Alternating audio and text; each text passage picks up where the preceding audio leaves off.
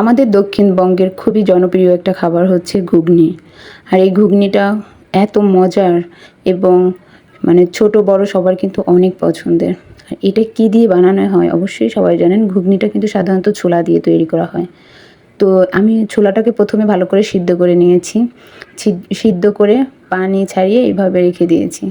তো সবাই পুরো ভিডিওটা দেখতে থাকুন কীভাবে আমি আজকে ঘুগনি তৈরি করব। তো আমি এখানে একটা ফ্রাই প্যান নিয়েছি। ফ্রাই প্যানে কিছু রান্নার তেল দিলাম। দেওয়ার পরে এখানে আমি কিছু দারচিনি, একটু লবঙ্গ, একটু এলাচ দিয়ে দিলাম। এলাচটা কিন্তু আমি একটু ফাটিয়ে দিয়েছি।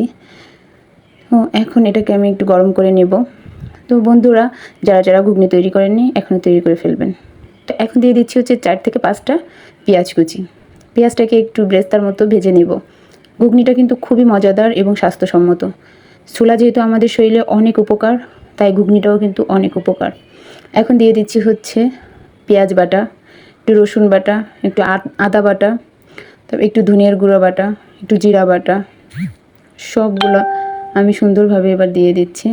একটু শুকনো মরিচের গুঁড়া, হলুদ, সব কিছু পরিমাণ মতো দিয়ে সাথে হচ্ছে লবণ। এবার ভালো করে নেড়ে নেব। তো আমি কিন্তু মশলাটা যাতে পুড়ে না যায় এর জন্য আগে থেকে একটু পানি দিয়ে নিয়েছি। যদি পানিটা না দেওয়া হয় মশলাটা কিন্তু একদম লেগে যায় কড়ার সাথে, এর জন্য কিন্তু আমি একটু পানি দিয়ে নিয়েছিলাম। এবার এটাকে সুন্দর করে আমি কষিয়ে নেব।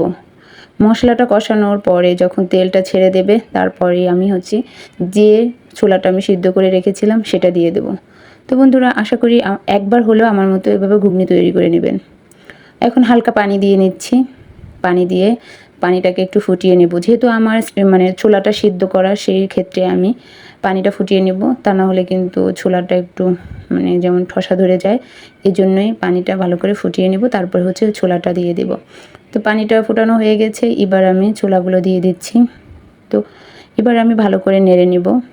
আমি এখানে ছোলা যেহেতু সিদ্ধ, সেখানে আমি খুব বেশি পানি দেব না সিদ্ধ করার জন্য। এখন ঘুগনিটা কিন্তু হালকা হালকা পানি থাকবে, সেই পরিমাণ বুঝেই পানিটা দিতে হবে। তো আমি সেই পরিমাণে পানিটা দিয়ে দিয়েছি। এবার একটা ঢাকনা দিয়ে ঢেকে দিলাম। ঘুগনিটা সবসময় কিন্তু হালকা পানি থাকবে, আঠালো আঠালো হালকা পানি থাকবে, না হলে সেটা কিন্তু ঘুগনি হবে না। তো আমি এখন দিয়ে দিচ্ছি কর্নফ্লাওয়ার দিলে ঘুগনিটা কিন্তু গাঢ় হয়ে যাবে। আর ঘুগনিটায় অবশ্যই কর্নফ্লাওয়ার দিতে হবে। কর্নফ্লাওয়ার যদি না থাকে, বাসায় যদি আটা বা ময়দা যেটাই থাকুক না কেন একটু মানে সুন্দর করে গুলিয়ে দিতে হবে। না হলে এটা কিন্তু একদম পাতলা থাকবে, তাহলে ভালো লাগবে না। এই জন্য এটা একদমই স্কিপ করা যাবে না। এখন আমি ভালো করে নেড়ে চেড়ে নিচ্ছি।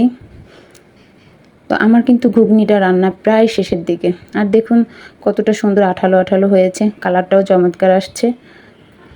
আর আমাদের এদিকে কিন্তু খুবই জনপ্রিয়, ছোট বড় সবার অনেক পছন্দের। এটা ভালো লাগে, অনেক ভালো লাগে খেতে।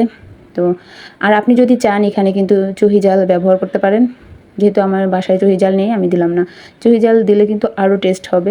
এবার দিয়ে দিচ্ছি একটু গরম মশলা, যেটাই ছিল হচ্ছে আমার তৈরি করা মশলা। গোশ রান্নায়, তারপরে আপনি চটপটিতে, ঘুগনিতে, যে কোনো খাবারেই আমি এই মানে মশলাটা দিয়ে থাকি। তো তাই সেটা দিয়ে দিলাম। এবার হালকা নেড়ে চেড়ে এটা নামিয়ে ফেলবো।